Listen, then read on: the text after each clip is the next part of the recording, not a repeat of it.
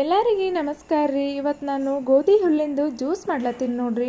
ಇದನ್ನು ನಾವು ಮನೆಯಾಗೆ ಹೆಂಗೆ ಒಂದು ಕರೆಕ್ಟ್ ರೀತಿಯಲ್ಲಿ ಮಣ್ಣಿನ ಮಡಿಕಿದಾಗ ಹೆಂಗೆ ತಯಾರಿಸಬೇಕು, ಮೊಳಕೆಗಳನ್ನ ಕರೆಕ್ಟ್ ವಿಧಾನದಲ್ಲಿ ಹೆಂಗೆ ಎಬ್ಬಿಸ್ಬೇಕು ಅಂತ ನಾನು ನಿಮ್ಗೆ ತೋರಿಸ್ಕೊಡ್ತೀನಿ ರೀ. ವಿಡಿಯೋನ ತಪ್ಪದೆ ಕೊನೆವರೆಗೂ ನೋಡ್ರಿ ವೀಕ್ಷಕರೇ, ಗೊತ್ತಾಗುತ್ತೆ ನಿಮ್ಗೆ. ಇಲ್ಲಿ ನೋಡ್ರಿ, ನಾನು 3 ಚಿಕ್ಕದಾಗಿರೋ ಮಣ್ಣಿಂದು ಮಡಿಕೆ ತೊಗೊಂಡಿನಿ ರೀ. ನಮ್ಮ ಮನ್ಯಾಗ ದಸರಾ ಹಬ್ಬ ಟೈಮ್ನಾಗ ಯೂಸ್ ಮಾಡ್ತೀವಿ ರೀ.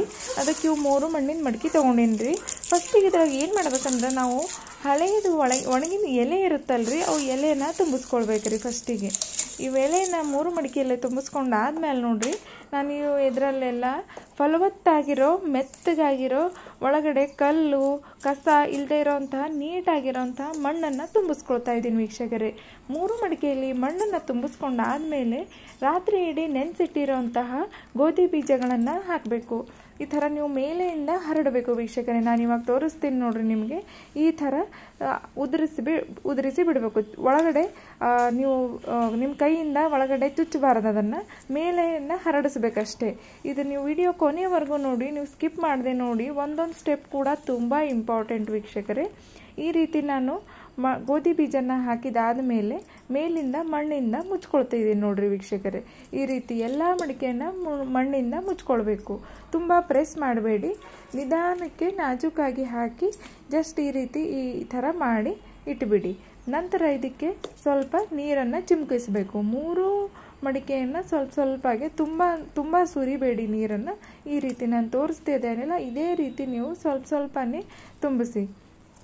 ನಾನು ಇನ್ನೊಂದು ಡಬ್ಬದಲ್ಲಿ ಈ ಥರ ಮಾಡ್ಕೊಳ್ತಾ ಇದ್ದೀನಿ. ನಮ್ಮ ಮನೆಯಲ್ಲಿ ನಾವು ಎಲ್ರಿಗೂ ಜ್ಯೂಸ್ ಬೇಕಾಗಿರೋದ್ರಿಂದ ನಾನು ಇನ್ನೊಂದು ಡಬ್ಬಕ್ಕೆ ಮಣ್ಣನ್ನು ತುಂಬಿಸಿ, ಅದರಲ್ಲೂ ಸೇಮ್ ಪ್ರೊಸೀಜರ್, ನಾನು ಬೀಜಗಳನ್ನು ಹಾಕಿ ಮೇಲಿಂದ ಮಣ್ಣನ್ನು ತುಂಬಿಸಿ ಸ್ವಲ್ಪ ನೀರು ಚಿಮುಕಾಯಿಸ್ಕೊಂಡು ಇಟ್ಕೊಳ್ತೀನಿ ವೀಕ್ಷಕರೇ. ಇದು ನಮ್ಮ ಹೆಲ್ತ್ಗೆ ತುಂಬ ಅಂದರೆ ತುಂಬ ಒಳ್ಳೆಯದು ವೀಕ್ಷಕರೇ. ವೀಟ್ ಗ್ರಾಸ್ ಜ್ಯೂಸು, ಇದ್ರದ್ದು ಬೆನಿಫಿಟ್ಸ್ ನಾನು ನಿಮ್ಗೆ ಏನಂತ ಹೇಳ್ತೀನಿ. ಇಲ್ಲಿ ನೋಡಿ ವೀಕ್ಷಕರೇ, ಎಷ್ಟು ಚೆನ್ನಾಗಿ ಎದ್ದು ಬಂದಿದೆ ನಮ್ಮ ಹುಲ್ಲು, ಗೋಧಿ ಹುಲ್ಲು. ಇದನ್ನು ನೀವು ಪ್ರತಿದಿನ ಮುಂಜಾನೆ ಖಾಲಿ ಹೊಟ್ಟೆಯಲ್ಲಿ ದಿನ ಅಭ್ಯಾಸ ಮಾಡಿಕೊಳ್ಳಿ. ಇದರಿಂದ ಎಷ್ಟು ಸಹಾಯಕಾರಿ ಆಗುತ್ತಂದರೆ, ನಮ್ಮ ರಕ್ತ ಶುದ್ಧಿ ಮಾಡುತ್ತೆ ವೀಕ್ಷಕರೇ. ಇದು ನಮಗೆ ಇನ್ಸ್ಟೆಂಟ್ ಎನರ್ಜಿ ಕೊಡುತ್ತೆ. ಆಮೇಲೆ ನಮ್ಮ ಇಮ್ಯುನಿಟಿ ಬೂಸ್ಟ್ ಮಾಡುತ್ತೆ. ಮತ್ತು ಹಿಮೋಗ್ಲೋಬಿನ್ ಜಾಸ್ತಿ ಮಾಡುತ್ತೆ. ತುಂಬ ಜನಕ್ಕೆ ಹಿಮೋಗ್ಲೋಬಿನ್ ಪ್ರಾಬ್ಲಮ್ ಇರುತ್ತೆ, ಅಂಥವ್ರಿಗೆ ಇದು ತುಂಬಾ ಸಹಾಯಕಾರಿ.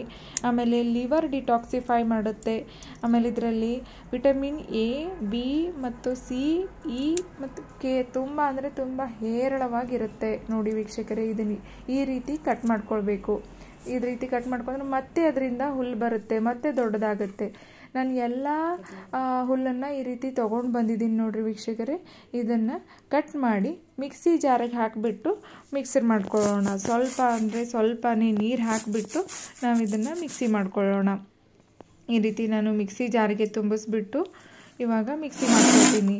ಈ ರೀತಿ ರೆಡಿ ಆಯ್ತು ನೋಡಿ ವೀಕ್ಷಕರೇ ನಮ್ಮ ವೀಟ್ ಗ್ರಾಸ್ ಜ್ಯೂಸು. ನೀವು ಈ ಚಳಿಗಾಲಕ್ಕೆ ಅಭ್ಯಾಸ ಮಾಡಿಕೊಳ್ಳಿ. ಚಳಿಗಾಲದಲ್ಲಿ ತುಂಬ ಅಂದರೆ ತುಂಬಾ ಪ್ರಯೋಜನಕಾರಿ ವೀಕ್ಷಕರೇ.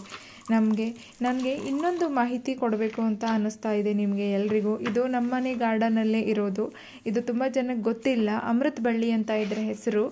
ಇವಾಗ ಇದನ್ನು ಕೂಡ ಜ್ಯೂಸ್ ಹೆಂಗೆ ಮಾಡಬೇಕು ಅಂತ ನಾನು ನಿಮಗೆ ಹೇಳ್ಕೊಡ್ತೀನಿ. ಬಳ್ಳಿಯಿಂದ ಒಂದೊಂದೇ ಎಲೆನ ಸಪ್ರೇಟಾಗಿ ಮಾಡ್ಕೊಳ್ಳಿ.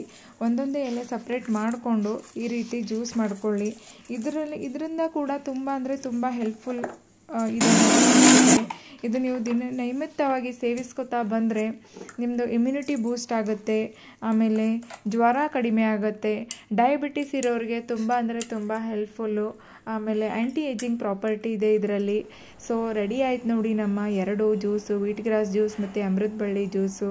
ಹೇಗಿದೆ ಅಂತ ಕಮೆಂಟ್ ಬಾಕ್ಸಲ್ಲಿ ತಿಳಿಸಿ ವೀಕ್ಷಕರೇ. Thank you.